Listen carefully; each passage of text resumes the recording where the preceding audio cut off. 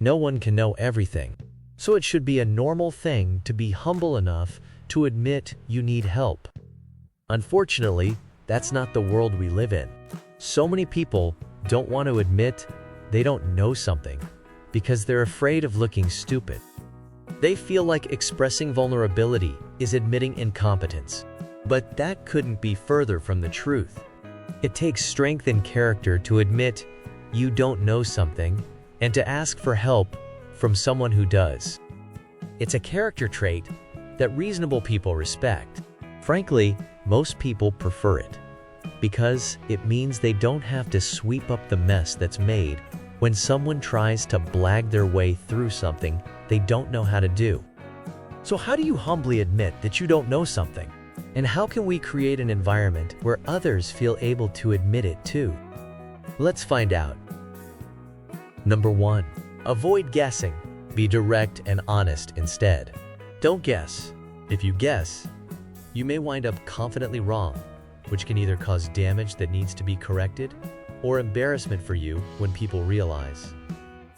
It could be that you're dealing with a client at work who you're trying to help, but you can't remember a particular legal policy that would apply.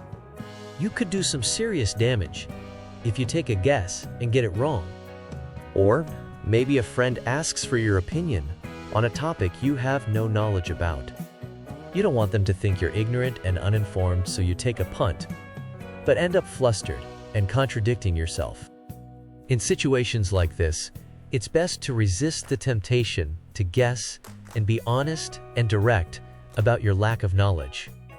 Depending on the situation, try saying something like, "Hey, can I get a second opinion on the thing I think I'm supposed to do? Whatever it is you think you're supposed to do. Is that correct? Wow, that's fascinating. I don't know enough about it to give an informed opinion, but I'd love to hear more." Number 2. Express a willingness to learn about the situation. People love to teach and show others what they know, particularly if it's something they're passionate about. You can tap into that by expressing your willingness to learn from someone who knows what you need to know. This approach can also soften the blow in the workplace, where stress often causes negative reactions. Try these. "Hey, I understand that you know a lot about the thing. Can you explain to me how to do the thing? Or show me what I'm missing, please." I don't know. Let's look it up together. Number 3. Use humor when appropriate. Humor is an excellent way to make an ask and smooth out a landing. It helps take the tension out of a situation, calms nerves, and casually approaches the problem. The feeling of lower stakes can make the situation more relaxed, which is helpful in a work environment where stress may run high. A light, friendly interaction can make the situation feel more like a friendly exchange than another work responsibility to deal with. Try? I've been fighting with the thing for a while now, and it's really kicking my butt. Could you give me a hand with it real quick? Well, that's a mystery to me. Let me see if I can find an answer for you. Number 4. Ask for guidance on the situation. Instead of directly asking for help from someone who might be busy, try asking them where you might find the information you're looking for. That way, you don't have to feel like you're imposing something on someone who's already swamped. The additional benefit of this approach is that they may decide it's just easier to show you what you need to know without you having to ask. It's an indirect way of asking for help when you need it. Granted, direct communication often leads to the best results because there is a clear understanding of what you need. But sometimes that's not always the best approach. Try these. "Hey, I'm having a problem with the thing. Do you know where I can find the solution offhand? I'm having some trouble with the thing. Could you point me in the direction of where I might find info on how to do it?" Number 5. Highlight the complexity of the issue. Are you trying to solve a complicated problem?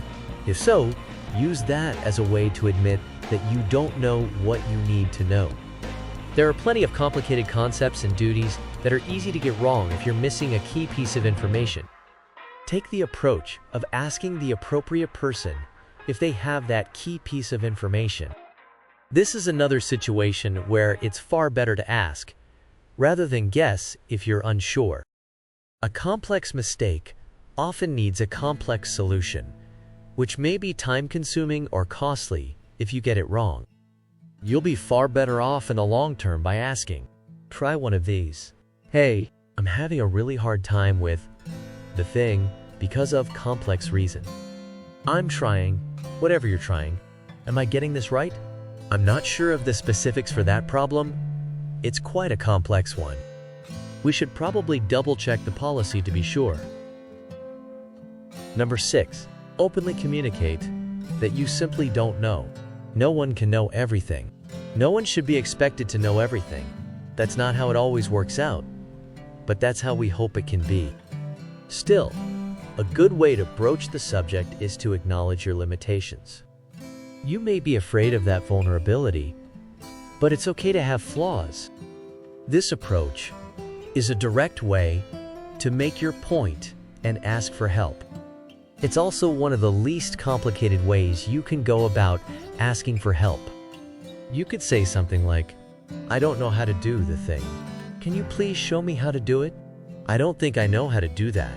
Why don't we figure it out?" In conclusion, the ability to humbly admit that you don't know something is a powerful skill that fosters openness, honesty, and learning. Humility allows you to more easily acknowledge your limitations, providing you with guidance that leads to greater growth. After all, the pursuit of knowledge is an unending journey. Encourage questions, stay open-minded, and express gratitude to those who journey with you. In doing so, you'll not only encourage curiosity, but build relationships with the people around you.